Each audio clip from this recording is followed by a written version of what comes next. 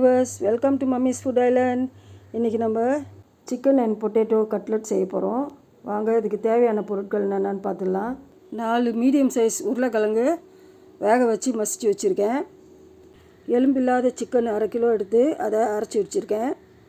இப்போது மசாலா சாமான் பார்த்துடலாம்.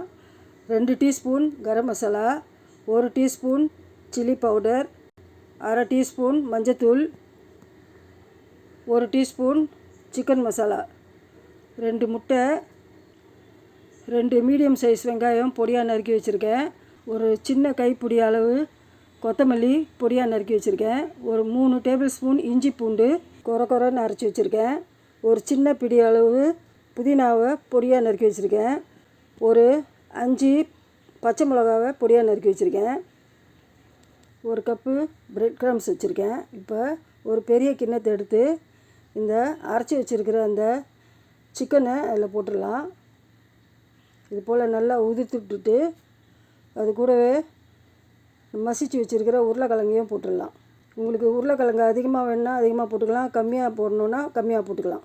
இதை ரெண்டுத்தையும் நல்லா பெசரி விட்டுட்டு இது கூட நம்ம மசாலா சாமான் எல்லாமே போட்டுக்கலாம். கரம் மசாலா, மஞ்சத்தூள், சிக்கன் மசாலா, மிளகாத்தூள். இப்போ இதை எல்லாத்தையும் ஒன்றா போட்டு மறுபடியும் நல்லா பிசைஞ்சு விட்டுடலாம். அது கூடவே பொடியாக நறுக்கி வச்சுருக்கிற வெங்காயம், பச்சை மிளகா, புதினா, கொத்தமல்லி இதை எல்லாத்தையும் அதில் போட்டு இஞ்சி பூண்டு பேஸ்ட்டையும் போட்டு நல்லா பிசறி விடுங்க. இஞ்சி பூண்டு நல்லா கொரன்னு தான் அரைக்கணும், நைஸாக அரைக்கக்கூடாது. 2 டீஸ்பூன் உப்பு போட்டுக்கலாம். அதையும் போட்டு மறுபடியும் நல்லா பிசைஞ்சு விட்டுருங்க. இப்போ இது ரெடி ஆகிடுச்சு. அடுப்பில் எண்ணெய் ஊற்றி வச்சுருக்கேன், அது ஹீட் ஆகிட்டுருக்கு.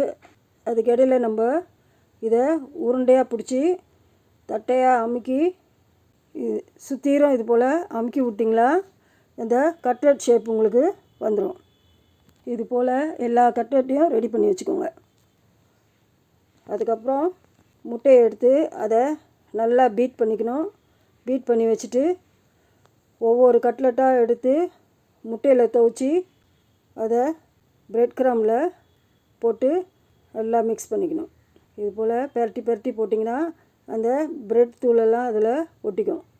இது போல் அந்த ஓரங்களை இது போல் செஞ்சிங்கன்னா அந்த இடம் ஃப்ளாட் ஆகும். ஓகே, இப்போ கட்லெட்லாம் ரெடி ஆகிடுச்சு. இப்போ நம்ம ஒன்று ஒன்றா போட்டு பொரிக்க ஆரம்பிச்சிடலாம். இப்போ கட்லெட் ரெடி ஆகிடுச்சு பாருங்கள். இதே போல் எல்லா கட்லெட்டும் ஒரே கலராக எடுங்க. இது போல் அடிக்கடி பிள்ளைங்களுக்கு செஞ்சு கொடுத்தீங்கன்னா ரொம்ப சந்தோஷமாக சாப்பிடுவாங்க. பெரியவங்களும் நல்லா சாப்பிடுவாங்க. சாஃப்டாக இருக்கும், கிறிஸ்பியாகவும் இருக்கும். சப்ஸ்கிரைபர் ஒருத்தர் கட்லெட் கேட்டதுனால இந்த சிக்கன் பொட்டேட்டோ கட்லெட்டை நான் போட்டிருக்கேன். இதை நீங்களும் ட்ரை பண்ணி பார்த்துட்டு உங்களுக்கு பிடிச்சிருந்தா ஒரு லைக் கொடுத்துட்டு சப்ஸ்கிரைப் பண்ணிக்கோங்க. See you on my next video. Bye bye.